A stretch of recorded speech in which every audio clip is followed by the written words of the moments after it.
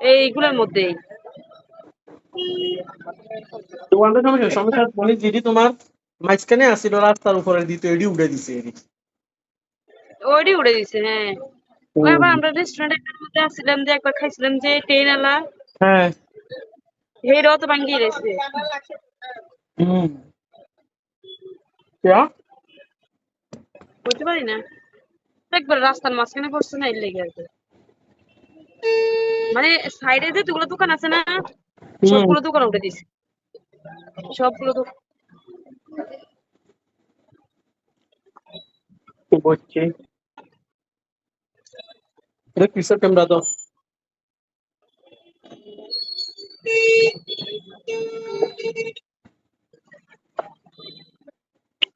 নাঙ্গল তো বাজার